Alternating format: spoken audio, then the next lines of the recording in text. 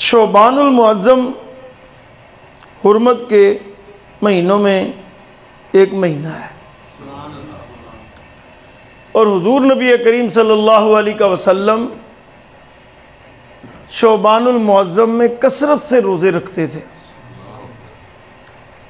ایک روایت میں آتا ہے کہ ماہ رمضان میں حضور نبی کریم صلی اللہ علیہ وسلم بلا تعطل، بلا توقف روزانہ پورا مہینہ روزے رکھتے تھے،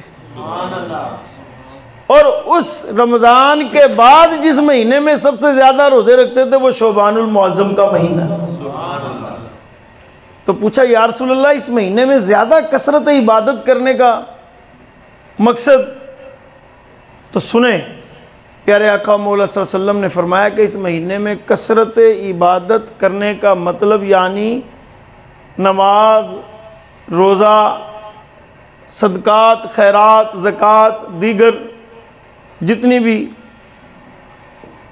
خیرات کی جاتی ہیں کثرت کے ساتھ، اس کا مقصد یہ ہے کہ اس مہینے میں اعمال اللہ کی بارگاہ میں اٹھائے جاتے ہیں، اور جب اللہ کی بارگاہ میں اعمال اٹھائے جائیں تو اس وقت اعمال میں سب سے زیادہ کثرت ہو اللہ کی رضا کی، اس کے خوف کی، اس کی بارگاہ میں اس کے انعام کی، اس کی اطاعت کی، اس کے قرب کو پانے کی۔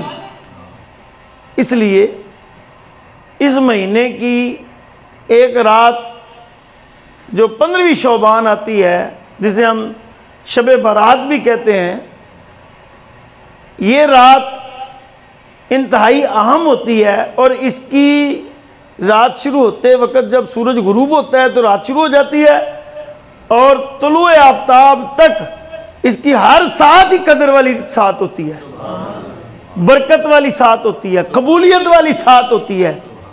لیکن اس رات کا جو پچھلا پہر ہے جس کے متعلق ارشاد ہوتا ہے کہ اللہ تبارک و تعالی پہلے آسمان پہ آ جاتا ہے اور اپنے بندوں پر تجلی فرماتا ہے۔ کیا خوش قسمت وہ بندہ کہ جب وہ اس کی بارگاہ میں جھکا ہو اور اس کا رب اس پر تجلی فرما رہا ہو تو اس کے مقدر پر پھر کیا حیرت ہوگی، پھر اس کے مقدر کتنے خوش نصیب ہوں گے۔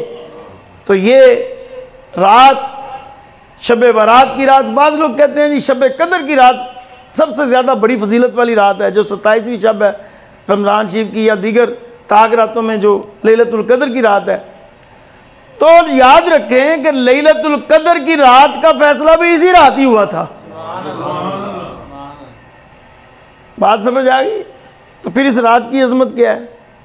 تو کوئی فضیلت دوسری فضیلت کو مٹاتی نہیں ہے، اپنی اپنی جگہ اس فضیلت کا مقام ہے۔ آپ میں سے ایک شخص یہ بائیں بیٹھا ہے، ایک یہ دائیں بیٹھا ہے، ایک یہ سامنے بیٹھا ہے، یعنی آپ لوگ مختلف جگہوں پر تشریف فرما ہیں، تو ایک کے ہونے یا دو کے ہونے کی وجہ سے باقی سب کی حیثیت ختم ہو جائے گی؟ نہیں، جو جس جگہ بھی بیٹھا ہے اس کا مقام تو موجود ہے نا۔ باقی رہی بات فضیلت کی، تو فضیلت جو ہے وہ قائم رہتی ہے، وہ ختم نہیں ہوتی۔ شب قدر کی اپنی جگہ فضیلت ہے، لیکن شب برات کی فضیلت اپنی جگہ ہے۔ اس کو اللہ تعالیٰ نے قرآن مجید میں لیلۃ المبارکہ کے نام سے یاد فرمایا ہے، ارشاد فرمایا ہے۔ تو اس رات کو عبادت کی جائے کثرت کے ساتھ،